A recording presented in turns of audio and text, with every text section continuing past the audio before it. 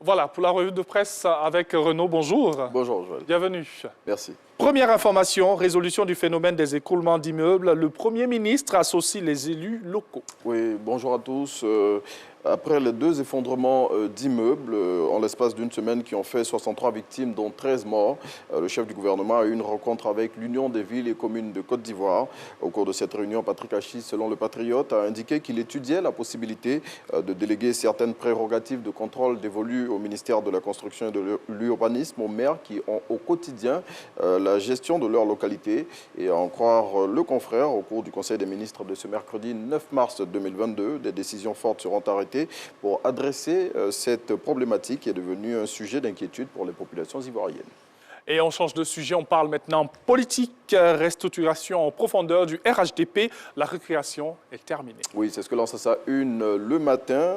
Selon le confrère, après la présentation des nouveaux dirigeants du parti au pouvoir, les choses sont en train de se mettre en place en son sein pour le mettre en ordre de bataille à l'orée des joutes électorales à venir. Ainsi avance le quotidien. Après la première réunion du directoire le lundi 7 mars, les décisions qui en découlent seront rendues publiques aujourd'hui, mercredi. Et à en croire les premières indiscrétions de ce compte-rendu, désormais les délégués RHDP seront élus par la base. On met aussi de l'ordre, mais cette fois-ci dans la commune du Plateau. Et oui, le stationnement dans la commune du Plateau, le maire, je l'ai dit, il met de l'ordre. Oui, désormais pour stationner dans la commune du Plateau, plus besoin de donner de l'argent aux jeunes gens appelés communément josseurs de Nama. La mairie de la Cité des Affaires du district d'Abidjan a intégré 100 de ces jeunes qui aidaient les automobilistes à stationner leurs véhicules contre des pourboires dans un programme communal d'insertion professionnelle baptisé Plateau Naman, et ils ont désormais la qualité de vigile de rue. Ainsi, ils sont désormais pris en charge dans le cadre de ce programme communal et leurs prestations sont désormais entièrement gratuites selon l'Infodrome. Et lorsque vous arrivez au Plateau, vous pouvez les apercevoir dans des chasubles et tout. Ils sont vraiment organisés. Oui. Et c'est ce qu'on demande. Allez, pour la suite, vous nous proposez un chiffre dans cette revue de presse. Oui, il s'agit du chiffre 8000 et il correspond au nombre d'agents de santé qu'envisage de recruter le ministère de la Santé et de l'Hygiène publique au titre de l'année 2022-2023 de l'Institut national de formation des agents de santé publique, INFAS. Et on part à l'ouest de la Côte d'Ivoire, voilà, dans nos régions où un conflit foncier a dégénéré en affrontement sanglant. Oui, 3 jours après les affrontements meurtriers enregistrés dans les départements de Diawala et Niélé, un autre conflit foncier a été enregistré le dimanche 6 mars, cette fois-ci entre les populations de Bognonzra et de Gobazra, deux localités situées dans le département de Bonon, au centre-ouest de la Côte d'Ivoire. Et selon Soir Info qui donne l'information, ce conflit qui date de 2019 serait parti d'une parcelle de terre revendiquée par les deux villages.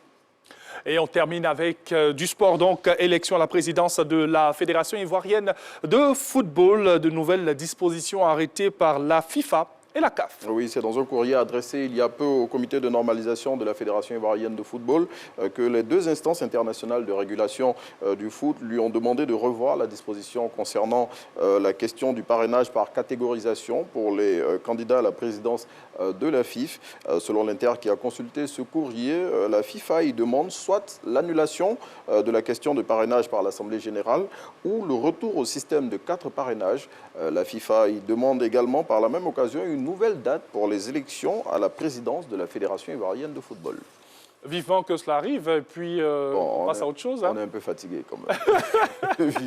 vivement qu'on fasse ces élections-là pour envisager plus sereinement les préparatifs de la CAN 2023 en Côte d'Ivoire. Bien sûr, bien sûr. Une CAN que nous attendons avec beaucoup d'impatience parce que ce serait une grande messe, une grande fête du football. Oui, en Côte d'Ivoire. Merci Renaud.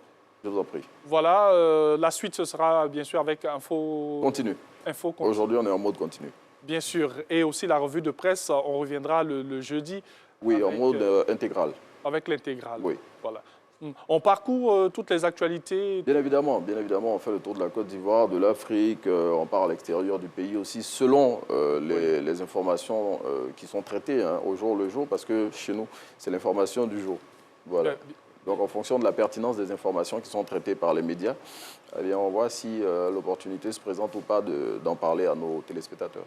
Merci. En tout cas, ce n'est pas une colle, hein, ce que je te demandais, Oui, alors... mais on fait la revue de presse depuis bien longtemps dans Matin Bonheur et tout. On a des spécialistes qui arrivent aussi pour en parler dans l'intégrale. Oui. Est-ce qu'aujourd'hui, les choses bougent? Est-ce que les Ivoiriens recommencent à avoir cette habitude d'aller vers les kiosques à journaux, en acheter et tout? On n'a plus trop de titrologie Bon, pour devant les dire kiosques. pour dire vrai, on n'a pas les statistiques de vente, mais on sait que les gens se sont remis à la lecture papier, surtout parce qu'aujourd'hui, la tendance est au numérique. Les gens lisent plus les informations sur les sites d'information et tout, mais le journal papier est en souffrance. Mais aujourd'hui, je veux dire, les choses sont en train de rentrer un peu dans l'ordre quand même. Et les organes se sont adaptés à cette nouvelle disposition? Bien évidemment, en ouvrant des sites d'information qu'ils couplent à leur papier. Voilà, parce qu'aujourd'hui, bon, si on ne fait pas la transition vers le digital, ça devient compliqué. En tout cas, merci beaucoup, Renaud. Je vous en prie. Karim, c'est bon, hein, j'ai tiré. Hein. Ben, Alors, on peut tirer encore s'il veut. Pas de souci. On marque une pause.